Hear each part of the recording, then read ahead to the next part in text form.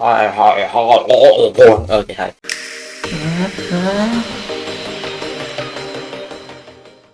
Hey, welcome to what episode 14 of Punky Match.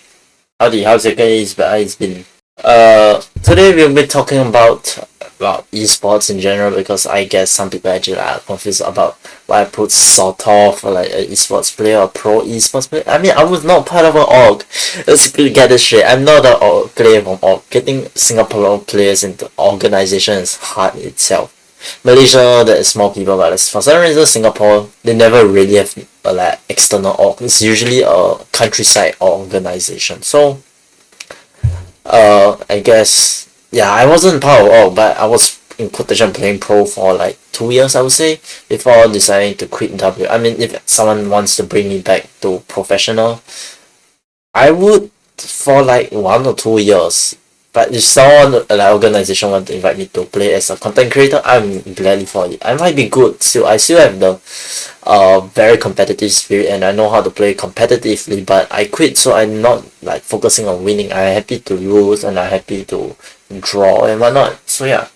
Oh yeah, I hope you're listening this on your way back or like during your time when you're studying or working. You know, during your comfort time when it won't get you in trouble. Okay, like I don't want you to like, oh yeah, what are you doing? Oh, I'm listening to podcast during work. It's like, no, don't do it when you're allowed to, okay? So yeah, my esports journey is 2 years. So like, what do you think I did during 2 years? Win anything? No, I lost. I lost. I put too much time into it and got absolutely nothing in return. Is it worth spending it? I mean, if you want to, but like you definitely can't do it as a job. You cannot do it as a job. Let me tell you, even though you get a lot of earning, it's at most for 2 years. And if you do get a big earning, your organization cutting it off, your taxes and your splitting with your team if you're not playing solo, yes, you maybe get a lot of money, but like remember there's all these things that makes you not get the 100%.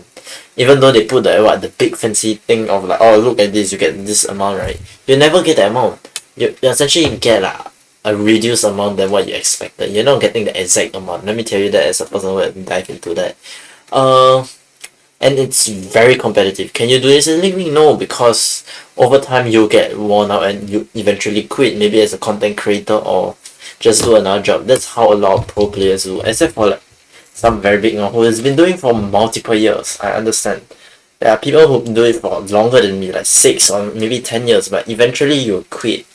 And it's not an old age of quitting and retirement. You quit quite early on in life. That is the major drawback of playing professionally.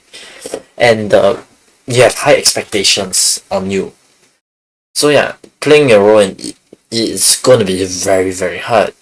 Which is the reason why I quit early on, because I realized playing alone for us is going to be hard, especially in Singapore. Playing as a professional player is going to be hard. Of course, you can play in like tournaments and whatnot still outside of retirement from professional, but it's like you playing as you want to win, and like for like I was like for stuff. No, like, I clearly play VCT or ALGS, but like straight up, I don't care if I lost. I would just be happy that I played it once, even if it's qualifiers or whatnot.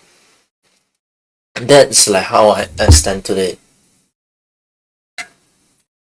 Unless I got an organization offer due, then I will contemplate about it if the pay I get is good. That's another thing. While the winnings of tournaments doesn't give that much for long term, you got an organization that supports you. They don't give you money to pay, but it's not a lot. There's like unless it's from a very famous company and then they're supporting it, you won't get that much money. And like your salary is very like low, and you think most people get a lot of you don't.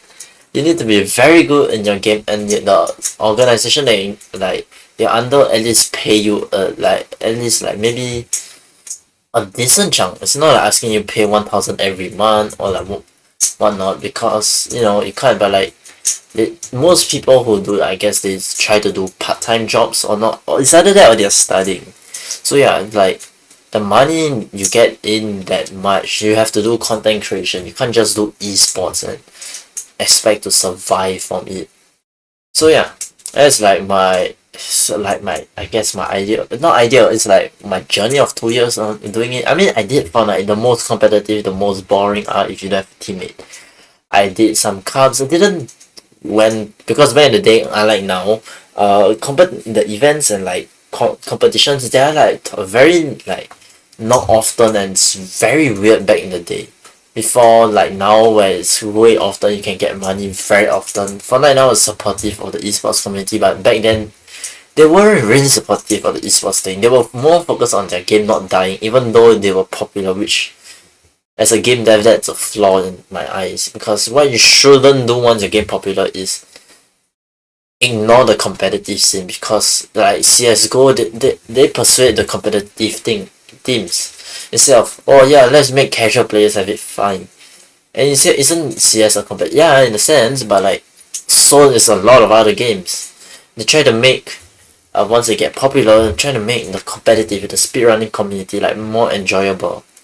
Like at least change it up a bit or whatnot. But if you keep focusing on like casuals, your game is gonna die eventually. That's the reason why people started the trend of Fortnite is dying, because they all do focus on casual. But the thing is, competitive is balanced. Casual, it ain't balanced. So when shit. Okay, recording crashed for anyone who wondered. Yeah, the recording crashed. So I have no idea how long this episode is. So thank you guys for listening to this thing. We gotta end it subtly because it crashed and I'm not recording all of that again. I don't know what I said, but yeah, it crashed. So yeah, you hope to hear what you hear. You know, whenever I don't know, man. Okay, yeah. See you guys. Hope you guys are coming back from your way back from work or school or anything, or like going down or whatever. Like, or just listen this when you're the most like comfortable. And let's see you guys in let's see episode 15. Whoa.